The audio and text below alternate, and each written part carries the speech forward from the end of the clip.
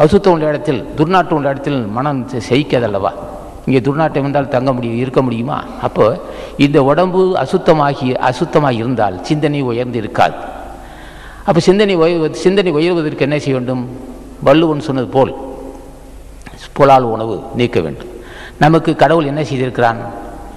பூமி கீழ் முள்ளங்கி, நடக்கடலை, உருளைக்கிழங்கு, கருணைக்கிழங்கு, குச்சிவள்ளி கிழங்கு, சக்கரவள்ளி கிழங்கு, இன்னும் கிழங்கு வகைன்னு கொடுத்துருக்கிறான். அது இயற்கை உணவு. பூமி கீழ் இருப்பது. பூமிக்கு மேல் இருப்பது பல வகை புல் வகை. புல், செடி, கொடி, மரங்கள். புல் வகை சேர்ந்தது தான் அரைக்கீரை, முளைக்கீரை, இதெல்லாம் புல் வகை சேர்ந்தது. நெல்லும் புல் வகை சேர்ந்தது தான். பூசணிக்காய், அவரைக்காய், பரங்கிக்காய், இது மாதிரி கொடி செடி வகை என்பது கத்திரிக்காய், சுண்டைக்காய், வெண்டைக்காய், இப்படி மிளகாய் செடி, இப்படி செடி வகை, தக்காளி, இது போன்ற செடி வகை, சுண்டைக்காய், வெண்டைக்காய் செடி வகை சேர்ந்தது. இப்போ புல், செடி, கொடி வகை இருக்குது. அவரைக்காய், பூசணிக்காய், பரங்கிக்காய், இப்படி அநேக கொடி வகை இருக்குது. மரம் இருக்குது. இந்த 4 தான். இது மேலே இருப்பது. பூமிக்கு மேலே வளரக்கூடியது 4 வகை: புல், செடி, கொடி, மரம். கிழங்கு வகை கீழே இருக்குது. அது பல வகையான கிழங்கு வகை இருக்குது. மனிதன் சாப்பிட்ற கிழங்குக்கெல்லாம் நம்ம இப்போ சொல்கிறோம். உருளைக்கிழங்கு சாப்பிட்றோம், கருணைக்கிழங்கு சாப்பிட்றோம், குச்சிவள்ளி கிழங்கு சாப்பிட்றோம், சக்கரவள்ளி கிழங்கு சாப்பிட்றோம். இந்த கிழங்கு வயசு இருக்கலாம். பூமி கீழே விளையக்கூடியதும் கொடுக்குறான், பூமிக்கு மேலே இருக்கிறதும் கொடுக்குறான். கீரை வகையான கீரை வகைகள், முருங்கைக்கீரை, அரைக்கீரை, முளைக்கீரை என்று, தண்டுக்கீரை என்று கொடுக்குறான்.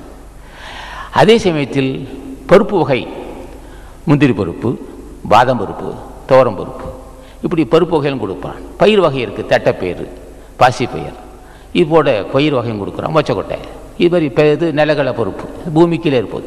பருப்பு வகையும் கொடுக்குறான், கீரை வகையை கொடுக்குறான். அது மட்டுமா? தானியங்களும், கம்பு, நெல், சோளம், இப்படி பல வகையான தானியங்களும் கொடுக்குறான். அடுத்து பல வகையை கொடுப்பான். மா, பலா, வாழை, கொய்யா, சப்போட்டா, மாதுளை, இன்னும் அநேக, ஆப்பிள், இப்படி பல வகையான கனிகளும் கொடுக்குறான். பிள்ளைகளே சாப்பிடுங்க, நிலத்தின் கீழே தருகிறேன், நிலத்துக்கு மேலே தருகிறேன். கீரை வகைகளும், காய்கறிகளும், பருப்பு வகைகளும், பழங்களும், இப்படி தானியங்களும் அள்ளி தருகிறேன். இப்படி இருக்கும்போது நீங்கள் ஏன் மாமிசம் சாப்பிட வேண்டும்? அது மட்டுமா? பசும்பால், சுத்தமான பசும்பால், தேவர்கள் சாப்பிடுவது. ஒரு மனிதனை கடவுளாக்கக்கூடியது பசும்பால். பால் வகையும் தருகிறேன். பால் பசும்பால் சிறந்தது, எருமை பாலும் சிறந்தது. ஏதோ இல்லாத எருமை பால் சாப்பிடலாம். ஆட்டுப்பாலும் சில பேர் சாப்பிடுவார்கள். பாலில் மிக மிக மிக மிக மிக சுவையானது யானைப்பால் தான். தேன் மாதிரி இருக்குது, யாரும் கறக்க முடியாது. அதனால தான் அப்படி அமைஞ்சிருக்கான் கடவுள். ஆக இப்படி பால், தேன், இப்படி வண்டி இடங்களுக்கு கொண்டு தேனும் தரும். சுவையான உணவுப் பொருள். இது மட்டுமல்ல, கடத்தலுக்கு போகும்போது பிஸ்கட் வகைகள்லாம் இருக்குது. பிரெட் இருக்குது, பிஸ்கட் இருக்குது, இப்படி சாக்லேட், எதுதோ வச்சுருக்கிறான்.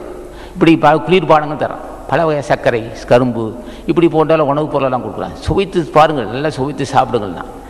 இவ்வளவும் உணவுப் பொருள் கடவுள் கொடுத்தும் நமக்கு போதாதா?